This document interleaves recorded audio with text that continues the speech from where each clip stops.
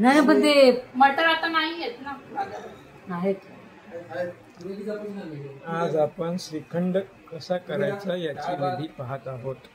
पहिलं दही घ्यायचं, मलमलच्या कपड्यामधून दहीतलं सगळं पाणी हा बोल ना. दही घेतलेलं आहे आणि आता पाणी काढते सगळं. अच्छा, मलमलच्या कपड्यामध्ये, सुती कपड्यामध्ये दही एकत्र करून ते आता गोळा केलेला आहे आणि त्यातलं पाणी आता आपण काढून टाकत आहोत. नंतर जेवढं आपल्याला हाताने पाणी काढता येतं तेवढं काढायचं आणि मग रात्री त्याच्यावरती वजन ठेवून फ्रीज मध्ये ठेवून द्यायचं रात्रभर असंच कपड्यामध्ये.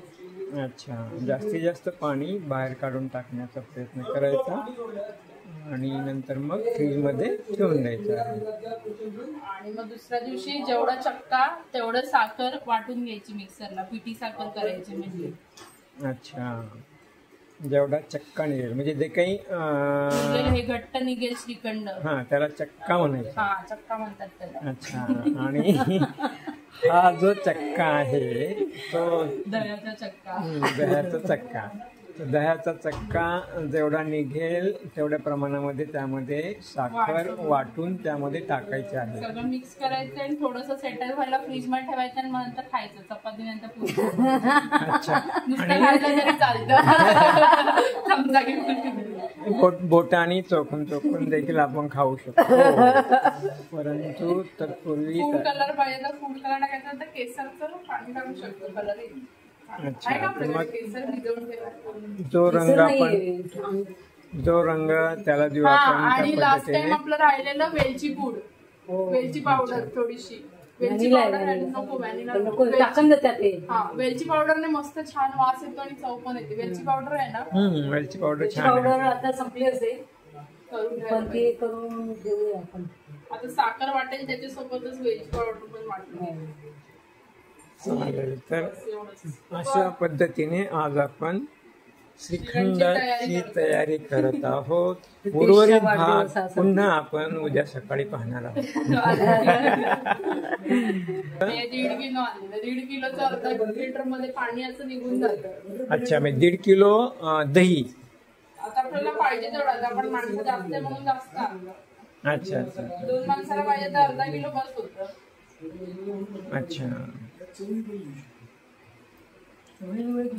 हे म्हशीचं ना दही आहे का गाईचं?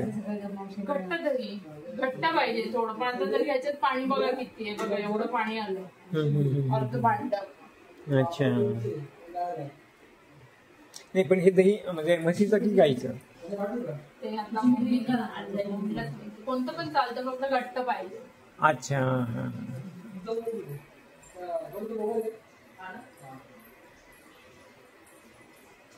पाणी पूर्ण निघालं पाहिजे त्यामध्ये ना, पाणी राहता कामा नये.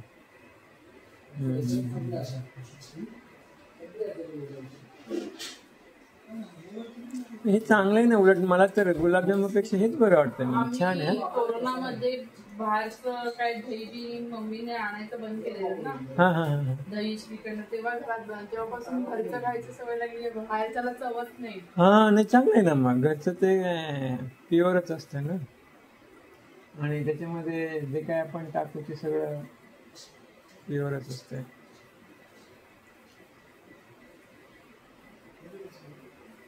सर तुमच्यासाठी हे पानं आणलेत बरं का, पिंपळाचे ज्यूस बनवण्यासाठी.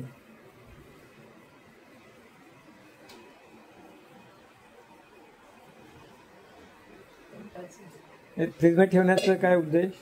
ते मग घट्ट होतं ना चक्का, नाहीतर अजून त्यातलं पाणी पाण्यासारखं होईल मग ते. अच्छा, मग पाणी पुन्हा पाणी निघून जाईल त्यातलं ना, म्हणजे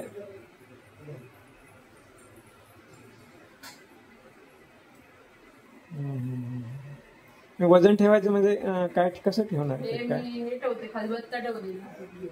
अच्छा अच्छा अच्छा, म्हणजे आता ते म्हणजे याच्यात मी जाळी ठेवते म्हणजे याच्यातून पाणी ते खाली जाईल. हा हा, अच्छा अच्छा अच्छा, आणि याच्यावर वजन ठेवायचं.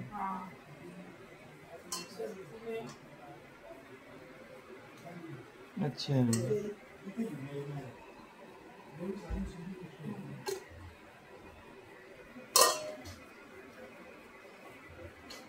आणि नंतर हे याच्या सहित फ्रीजमध्ये ठेवणार सगळं ना. आता थोडा वेळ बाहेर पाणी अजून जाईपर्यंत मग नंतर फ्रीजमध्ये.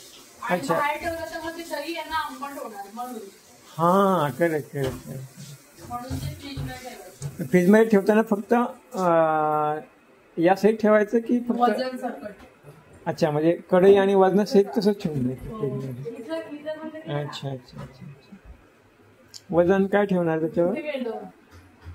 खलबत्ता माहिती, तो लोखंडी खलबत्ता. मोठावाला लोखंडी ना. होता ना.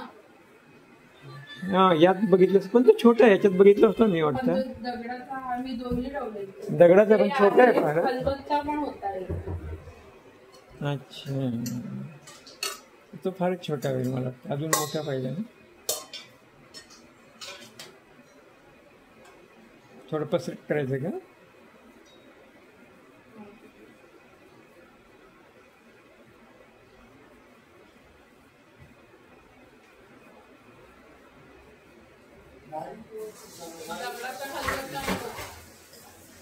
हा हा. याचं वजन एवढं काय फार नसणार आहे ना. पावशेर असेल, पावशेर असेल. दगडाचा पण होता, दोन्ही ठेवले. हा हा. वजन पाहिजे.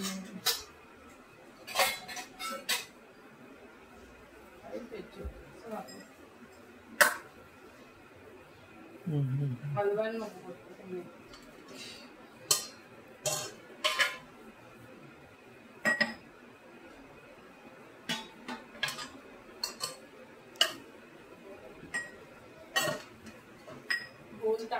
नाही असं हे ते असं ठेवून त्याच्यामध्ये हे ठेवता येईल ना का नाही जमणार? नाही ते ते असं ठेवायचं. हे नाही नाही हे दगड त्यामध्ये टाकायचं असं, म्हणजे एक्स्ट्रा वजन होईल असं मला वाटतं. नाही नाही हे ताट ठेवून करता येईल ना.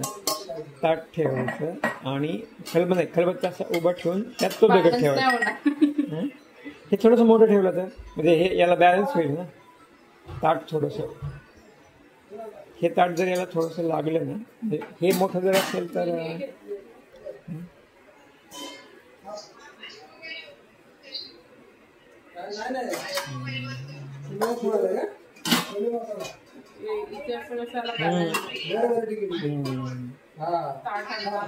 एका बाजूला लावलं तरी चालेल.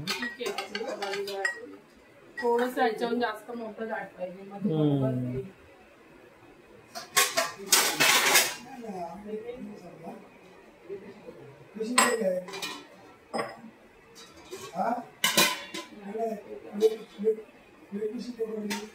एक मीडियम ताट फक्त.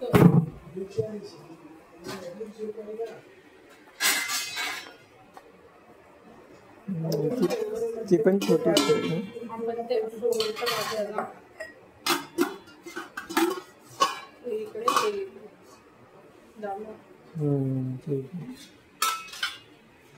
आणि मग ते हे ठेवायचं. दगडाचा खलबत्ता आता माहिती. दगडाचा अजून एक बसू शकेल ते. बरोबर. हा तो दगडाचा खलबत्ता मम्मीलाच माहिती.